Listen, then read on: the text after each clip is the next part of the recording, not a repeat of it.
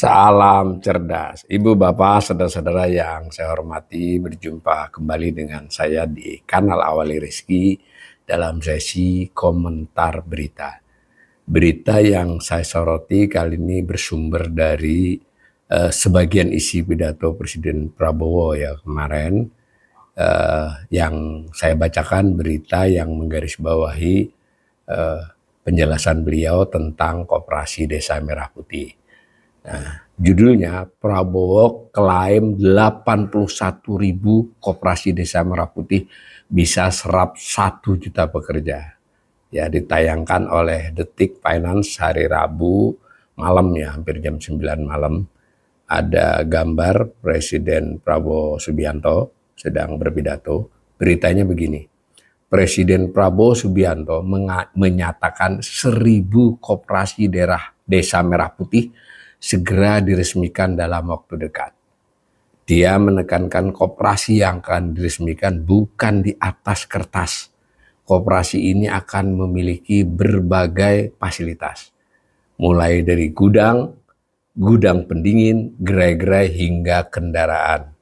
Sebentar lagi kita resmikan 1.000 Kopdes Merah Putih. Setelah itu 2-3 bulan lagi kita akan resmikan lebih dari 25.000 koperasi. Koperasi bukan di atas kertas. Ada gudang, ada cold storage, pendingin, ada gerai-gerai, ada kendaraan. Banyak yang nanti akan punya pengering, ujar Prabowo saat groundbreaking proyek hilirisasi strategis di Cilacap, Jawa Tengah hari Rabu.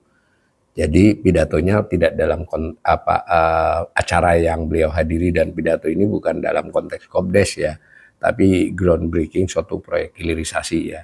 Tapi beliau di bagian pidatonya menyinggung soal Kopdes Merah Putih seperti yang saya bacakan tadi. Nah, dia mengklaim, Pak Prabowo maksudnya, juga dalam sejarah dunia hanya Indonesia yang mampu membuat ribuan koperasi yang berhasil dibangun dalam 1 tahun. Coba dibuka dalam sejarah. Saya minta buka dalam sejarah. Buka dalam sejarah dunia. Ada enggak 25.000 atau 30.000 koperasi bisa dibangun dan diselesaikan dalam 1 tahun, sebut Prabowo. Prabowo menambahkan koperasi Desa Merah Putih diperkirakan mempekerjakan 18 orang.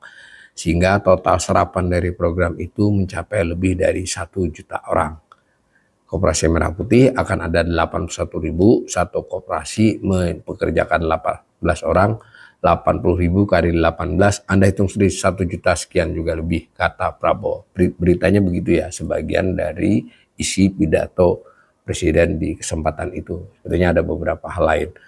Nah, pertama saya komentari dulu, Pak Presiden memang punya kebiasaan ya untuk membandingkan capaian kinerjanya dengan dunia gitu, atau bahkan dalam sejarah. Saya kira sah saja, karena sebagai kepala negara tentu beliau harus membangun sentimen positif. Tetapi kita bisa juga dong sebagai rakyat memberi catatan. Perbandingannya sering tidak apel dengan apel, tidak apple to apple.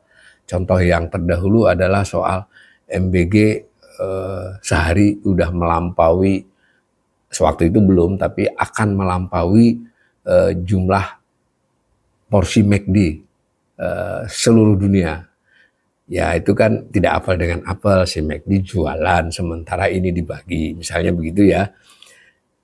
Kemudian ini juga sama, bahwa dibangun koperasi sebanyak itu 81.000 memang nggak ada sejarahnya, karena yang namanya koperasi itu dibangun oleh dari anggota ya. Tentu bisa saja pemerintah kah, pihak lain kah menjadi fasilitator, pendorong ya, agar koperasi terbentuk itu di mana-mana begitu ya, baik itu pemerintah, pusat, daerah, negara lain juga begitu, atau NGO atau kelompok siapapun. Tetapi pada prinsipnya koperasi itu dibangun oleh anggota ya, oleh orang-orang yang berkumpul mendirikan koperasi. Nah, karena itu kan ya memang tidak mudah, bahkan dalam banyak sejarah koperasi yang sukses itu selalu ada prakoperasi. Prakoperasi itu penyebutan untuk proses di mana orang beberapa kali berkumpul berbulan-bulan untuk interaksi, menyamakan visi misi, lalu difasilitasi oleh mungkin pihak yang ingin mendukung, baru berdiri. Yang kebanyakan sukses yang seperti itu. Nah, yang mendadak sih ada, tapi dari pengalaman yang mendadak itu misalnya koperasi simpan pinjam yang sejak awal berniat tidak baik ya, jadi didirikan oleh seorang atas nama beberapa kawannya, keluarganya dicantumkan, didirikan koperasi karena cuma 20 orang. Setelah itu dia beroperasi sebagai koperasi simpan pinjam. Itu cepat. Dia yang penting memenuhi syarat-syarat administrasi. Tapi kalau ini kan jadi tidak apple to apple. Orang ini koperasinya ditentukan oleh pemerintah. Bukan hanya itu, tadi kan disebut. Ada bangunan, ada gudang, ada pendingin, ada macam-macam. Kan dibangunkan, bukan dari anggota. Ya, dan bahkan yang membangun itu adalah BUMN, dan dalam praktek di lapangan juga BUMN dibantu oleh aparat TNI ya, tentu sesuai dengan tugasnya. Nah, ya kan nggak apel dengan apel, dengan operasi yang berdiri perlu waktu dan berproses. Dan bahkan kalau juga menelisik lebih jauh, ini sebetulnya bisa nggak ini disebut koperasi dengan program seperti itu?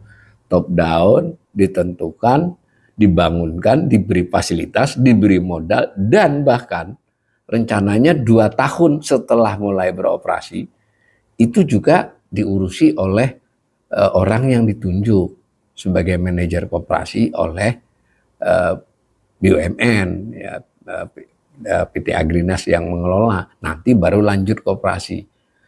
Ya mohon maaf ya, memang bisa cepat, tapi mungkin bagusnya kalau kita boleh usul, jangan diberi nama koperasi.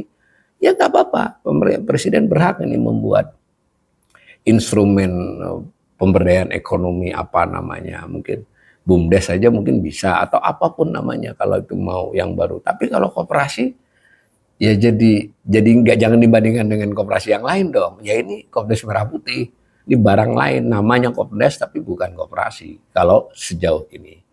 Nah, yang berikut lagi adalah soal kita juga melihat, misal ketika koperasi ini juga akan disediakan kendaraan, sudah ada informasi, bahkan dikonfirmasi oleh yang bersangkutan, impor kendaraan dari India. Jadi kan kita juga bisa membayangkan ya, kendaraannya saja itu impor ya cepat gitu.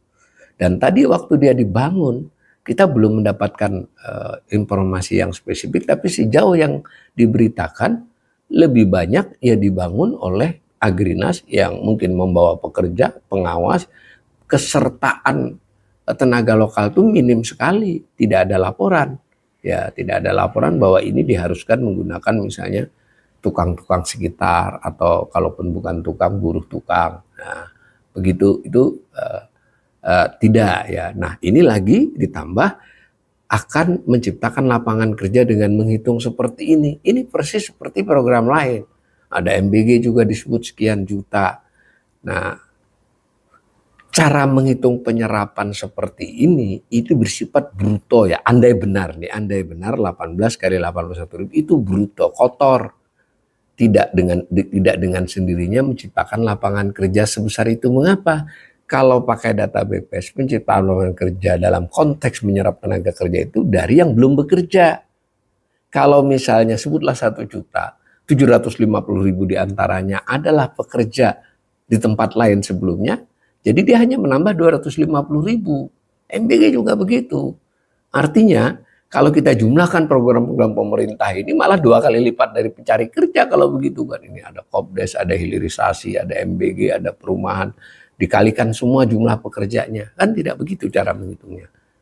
Jadi saya mengapresiasi dan hormatlah ya bahwa Presiden punya gagasan untuk mengembangkan koperasi. Dan awal-awalnya juga disebut karena koperasi ini adalah mestinya menjadi pelaku penting dalam perekonomian Indonesia. Sudah dinyatakan dalam perundang-undangan, bahkan Undang-Undang Dasar 45 di bagian penjelasan dahulu juga sudah dinyatakan demikian, sehingga padahal prakteknya koperasi makin lama makin terpinggirkan dalam dinamika ekonomi, eksis operasional sebagian, tapi secara keseluruhan dia terpinggirkan, sehingga Presiden Prabowo merasa ini diangkat untuk dikembangkan. Itu luar biasa saya kira. Saya sebagai ekonom sangat setuju dengan itu. Tapi ketika ide presiden ini ditindaklanjuti dengan desain kebijakan dan pelaksanaan, masalah mulai muncul. Desainnya itu bukan desain koperasi. Pelaksanaan kebijakannya sangat top down dan bahkan belum apa-apa Koperasi Desa Merah Putih ini sudah punya utang ya untuk 6 tahun kemudian, lebih dari 6 tahun karena 6 tahun dihitung setelah masa tenggang. Jadi hampir 7 tahun belum ketika mulai beroperasi. Jadi dia udah punya utang sekalipun punya asetnya tadi bangunan dan sebagainya itu. Ini juga harus kita tidak tahu bagaimana nanti memeriksanya. Apakah bangunan dan segala fasilitasnya itu setara dengan duit utangan, ya duit utangan yang dinyatakan berutang. Bagaimana kalau misalnya 1,6 miliar untuk bangunan dan gudang itu dalam prakteknya tidak sampai 1,6, separohnya atau bagaimana? Kita kan perlu tahu itu juga dan jangan lupa ketika dia nanti umpama jalan 2 tahun lalu diserahkan kepada pengurus koperasi setempat, ya apakah nilai asetnya itu yang diserahkan termasuk usahanya sepadan dengan utang yang masih ditanggung, sekalipun yang bayar adalah APBN. Tapi ini kan sesuatu yang sulit untuk disebut sebagai koperasi berdasarkan kaedah-kaedah koperasi yang umum diketahui dunia, yang juga berdasarkan undang-undang yang masih berlaku di sini dan berdasarkan buku-buku ajar sejak SMA, SMP tentang koperasi di Indonesia. Mudah-mudahan Pak Presiden mendapat masukan dari timnya bahwa untuk kesekian kalinya membandingkan sesuatu harus kompatibel. Yang kedua juga kesannya selalu terkait dengan kuantitas, jumlah dan kecepatan. Kadang masalah yang terberat kita adalah kualitas dan yang penting manfaat nyata dan praktek di lapangannya. Mudah-mudahan tim dan orang di sekitar Presiden memberi masukan yang lebih sesuai fakta kepada Presiden sehingga Presiden bisa memutuskan hal-hal yang besar secara tepat.